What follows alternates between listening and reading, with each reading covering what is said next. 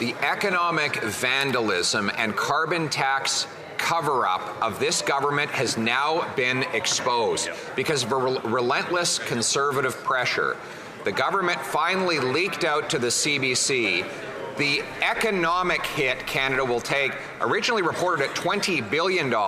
With inflation, it's $30 billion a year, or almost $2,000 for every single family in Canada, something they tried to silence the parliamentary budget officer from exposing. How can we believe anything this Minister of Environment has to say on taxes? Or anything he has to say in general. Minister of the Environment and Climate Change. Thank you, Mr. Speaker. As my honourable colleague and friend, the Minister of Energy and Natural Resources, often says in this House, the Conservative Party of Canada are entitled to their opinion, not their own sets of facts, Mr. Speaker, and the facts are clear.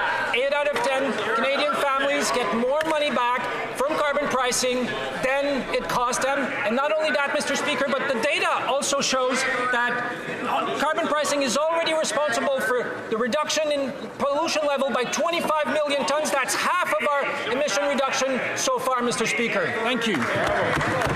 The Honourable Leader of the Opposition. It's not my numbers, it's his numbers. Exactly. His own department just released data moments ago showing that the real cost will be $30 billion in hit to our economy. This is above and beyond the direct cost at the pumps and on people's heating bills. Now, when the parliamentary budget officer said this, he denied it. Right. He tried to gag the parliamentary budget officer and shut him up completely. Why did this minister try to hide the facts and punish a legitimate, hard-working public servant who tried to tell the truth? Hear, hear.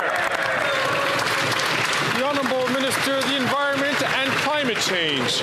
Thank you, Mr. Speaker. I think we've established in this House that math was not the forte of the Leader of the Opposition, and that he has a hard time counting past 6, Mr. Speaker, which is the number of social housing he did when he was Minister responsible for housing. But the facts are clear. 8 out of 10 Canadian families get more money back from carbon pricing than the pricing system costs. Not only that, but carbon pricing is responsible for half of our emission reduction, 25 million tons less pollution in the atmosphere in Canada because of carbon pricing, Mr. Speaker.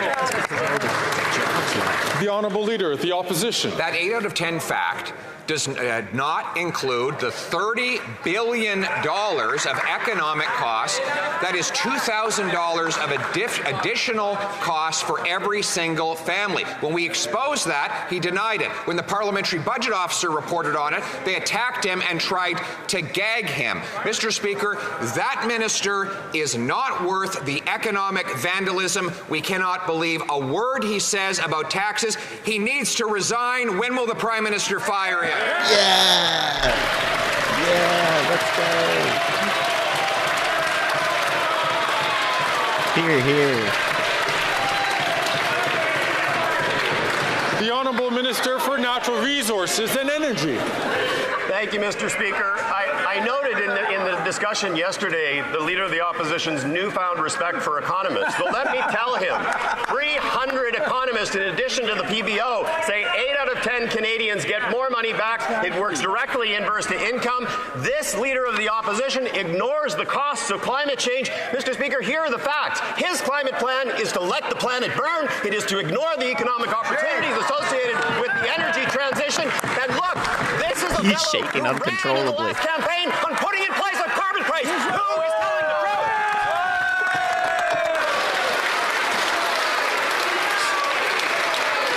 What is going on here?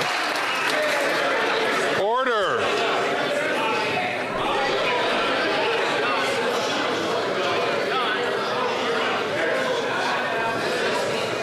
Order.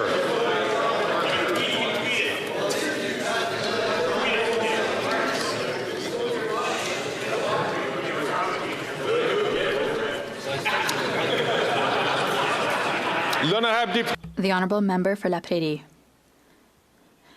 In the supplementary estimates of the budget, this government wants to allocate an additional $3.5 million for medals to mark the transition of the Crown in Canada to Charles III. Yet, there was already more than $22 million earmarked for this.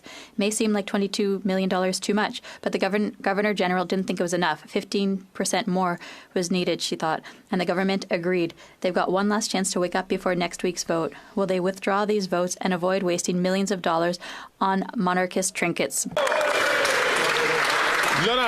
The Honourable Minister of Canadian Heritage. Mr. Speaker, I know the Bloc is not very interested by this, but there are Canadians who care about our history and who want to recognize that our sovereign, who passed away, was the Queen of the Commonwealth for over 70 years. This is a tradition in Canada when it happens. There are medals produced and distributed for those interested in it. So, Mr. Speaker, we respect traditions, and it's unfortunate for the Bloc. Most of them refused to have people in their own ridings receive this. The Honourable Member for La Prairie. What's worse, the extra $3.5 million for medals bearing the effigy of Charles III are in the same votes as the funds finally released for drinking water for Indigenous communities, which could have used the extra money. It's pathetic. Frankly, when you consider that Quebecers and even a majority of Canadians want nothing to do with the monarchy, that's a lot of people who think this money would have been better used in Indigenous communities. Will the government withdraw this money from the votes while there's still time? The Honourable Minister of Canadian Heritage. Mr. Speaker, we see that the Bloc is still looking to create arguments with these stories. But people in their own ridings, there are a number of them who would like to be able to mark the transition in the monarchy. They won't be able to because they've decided ideologically to deprive their constituents of these medals. We offer them across Canada. It's really unfortunate for my Quebec friends. Thank you, Mr. Speaker.